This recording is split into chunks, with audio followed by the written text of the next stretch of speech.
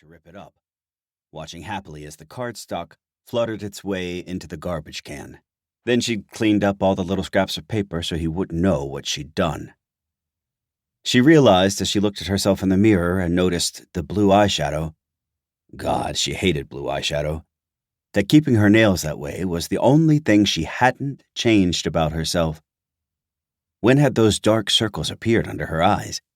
And when had her usual friendly smile changed into an unconscious frown?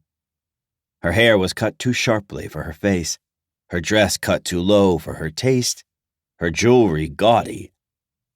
Her fingers tightened, digging into the sink. She stared at those shell-pink nails. "Come back, damn it," she ordered herself. "At least your nails are still yours." She faced her tired reflection and stared herself down, searching desperately in the depths of her soul for some sign, some spark that she was still there, that Evie still existed. Slowly, as if unsure it could be done, her reflection carefully raised a hand and extended a delicate, pink-tipped finger in a distinctly unladylike gesture. With a smile, she slammed back the rest of the scotch. Wheezing and enjoying the way it coated her throat, she checked her outfit one last time, grabbed the glass, and pushed her way out the door. Evie Thompson wasn't all gone yet. It was their worst fight. Trevor refused to listen to her, raging at her calm questions about Courtney and Rachel and Laura, accusing her of gossiping about him at an important work function. And then he lit in on her about everything else, from her forgetting to bring him that damn scotch, to the way she sat in his car. The entire time he'd stomped, sputtered, and lashed out at her.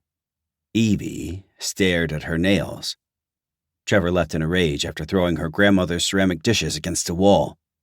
The first time she'd ever seen him act out physically in his anger. She waited 10 minutes before picking up her phone. It rang twice before a familiar voice cried happily, "Evie? I'm so glad you called. It's been forever."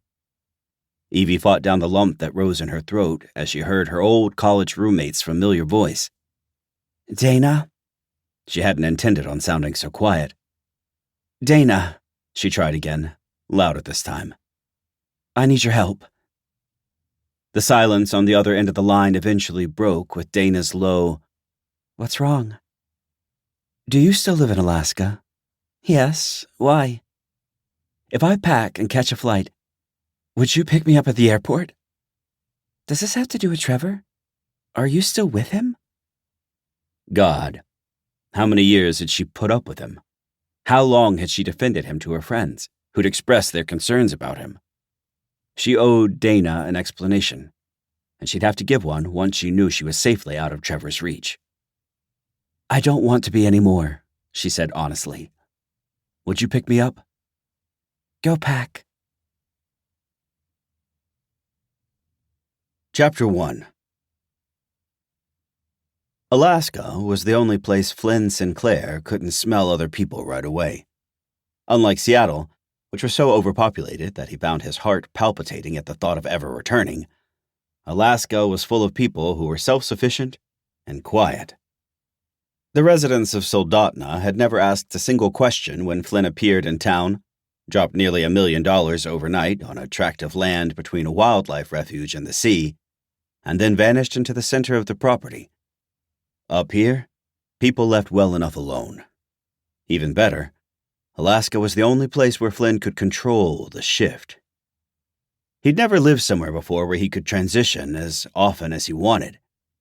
Loping through the woods, sifting through the multitude of scents, and hunting small game when the urge to kill became too strong was as close to peace as he'd ever been.